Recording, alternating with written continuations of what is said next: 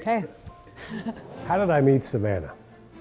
Man, I'd like to say that we had this elaborate first date and, we met with mutual friends, but We met on Bumble. I first reached out to Savannah online probably 3 months before she even returned my first message. For some reason, again, was on the websites or on the dating sites, but did not respond at all to him. So I felt like a loser right away. This beautiful girl, she was from Oklahoma. She went to my alma mater, Oklahoma State.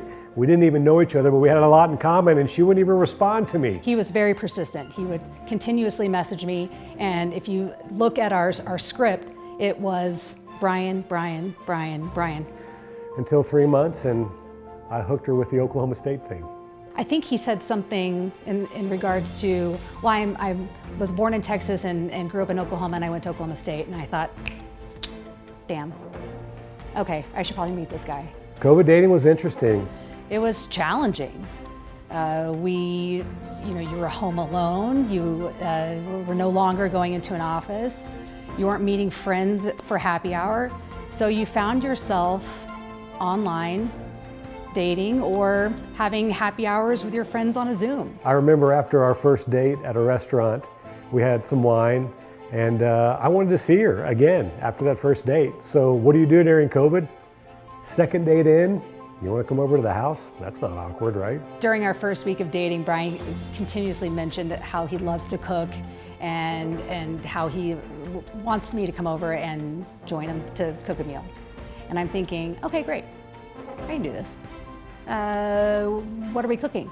Thinking, gosh, beef Wellington, a nice piece of steak. So I invite her over to the house, and I make her my famous meatballs.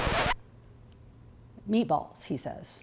I'm gonna cook you the best meatballs. And I'm thinking, oh God, okay, all right. It was a pretty damn good meatball. We all know Savannah loves to spray tan. I do love my spray tan. And this might embarrass her a little bit, but I'm going to tell this story. She had been coming over to the house a couple of times, obviously, for our first couple of dates, and we would sit down and watch television or a movie and get comfortable on my awesome, amazing white couch that I absolutely love. And let's just say after a while, from coming over the house, one day she stood up, and I'll never forget, I looked down at the couch, and there it was, a lasting impression of Savannah spray tan. That couch needed to go. He should be thanking me for spray tanning. You're welcome. So things were going great with Savannah and I. We were dating strong for 3 or 4 months. And then he decides to tell me, I'm taking a job in Missoula.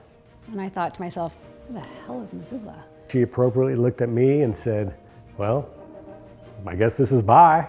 I thought, man, what a bummer. What a great guy.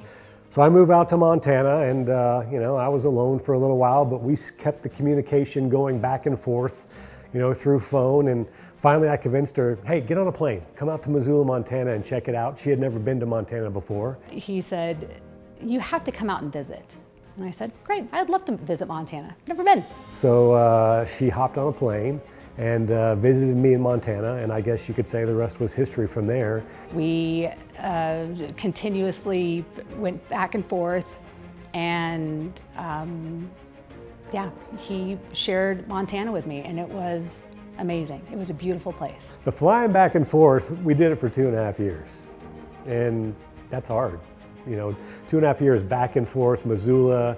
Luckily, we did find nonstop flights, thank God for United, but there were nonstop flights in and out of Missoula and Denver, but we did that for 2.5 years. The back and forth no longer mattered, and the distance seemed like across the street, and it just didn't feel like we were traveling as far as we were just to be together. It did not matter if it was a week or 2 apart or just 2 days apart. We knew that we needed to be together. As luck have it, I had the opportunity to move back to Denver and take a job at my former station that I was at Denver 7. And needless to say, Savannah was extremely thrilled, and so was I. We moved back to Denver. Brian and I bought a house together, And finally, gosh, we were in one place at the same time, under one roof, which was pretty awesome. On the first night that we moved into our house, I decided to make it official. Savannah had no idea. We were surrounded by boxes. We had been moving all day long. Our moving day was an absolute wreck. Apparently it was snowing that day. I had no idea. Our floors were getting messy from all the wet snow from the movers. Savannah was getting mad because the movers were draping stuff all over this house. Little did I know, because I was just nervous as hell knowing what I was going to do that night, and that's get down on one knee and ask her to marry me. I knew Oklahoma State was playing that night. It was a pretty big game. And I knew that as the TVs were arriving, they needed to, at least one needed to be unpacked. And we had to find a remote. No remotes to be found. And I told Savannah, I said, you know, I think I know where the remote control is. And I pointed over to my left and I said, I think it's in that box over there. So Brian said, did you check that box? Of course I checked that box. Checked all the boxes. There's no remote. And Brian walked over to the box and picked up another box, bigger box, and walked over to me, and then picked up a smaller box out of that box and walked over to me. And you could see that he was kind of trembling. And I slowly walked towards Savannah in this general area right here. And I got down on one knee, and I don't even remember what I said. And then his voice starts trembling. And I thought to myself, oh my God, he needs food. Something's wrong. Sugar or something. And he started speaking, and his voice was trembling, and he started shaking as he got down on one knee. And I knew. Tears were falling. He was talking. I have no idea what he said.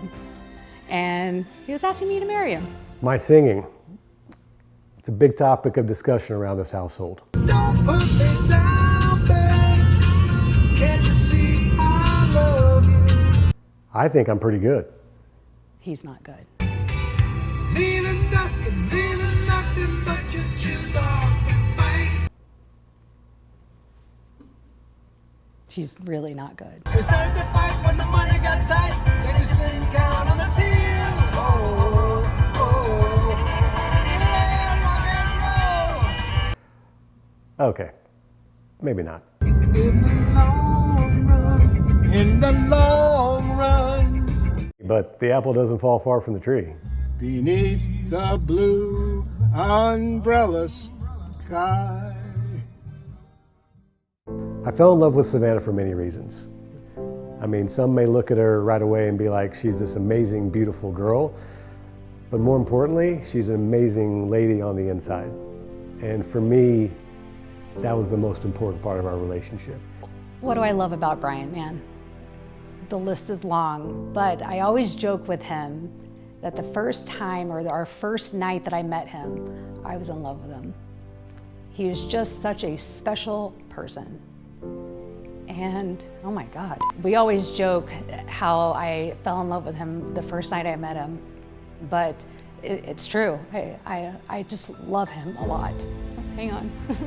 It was not a yin and yang, which, as you all know, a lot of it, you know, the two of us, and we are very different. But man, that's my best friend.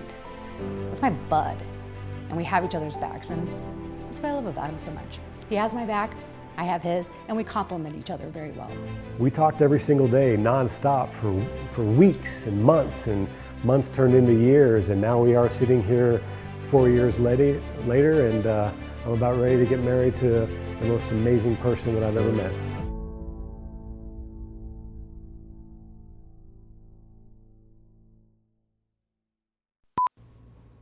Oh, and I guess we should tell everybody one more thing, right? I mean, we did something about an hour ago, and it was pretty special. And Wait. what? Don't tell him. I can't tell the story? No, show him.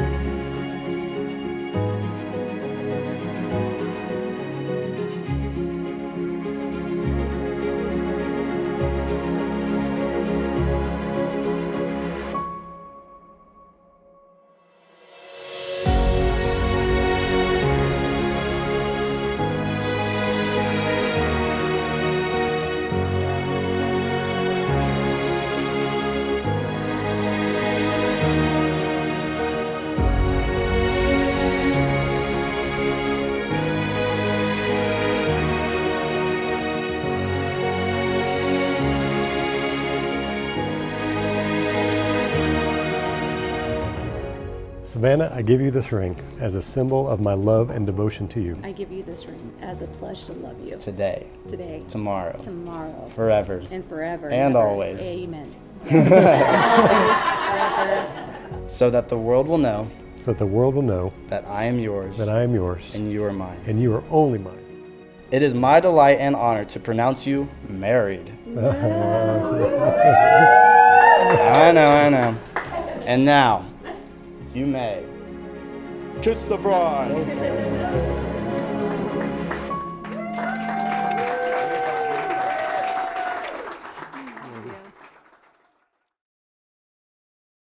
Well, that was pretty cool. That was pretty cool. Yeah, I love you. Love you too. We did it. We did it. Yeah.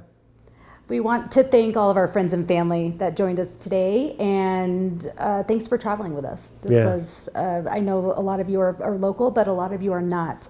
So it means a lot that you took the time and wanted to celebrate our big day with us. And especially the family that came in, mom, dads, brothers, sisters, Yeah. aunts and uncles, cousins, Nieces and nephews. nieces and nephews. We've got a lot of people here that mean so much to us. And friends. So thank you for that, and thank you for coming. Yeah. Yeah, so that's it. All right. We're done. We're You guys done. have a great party.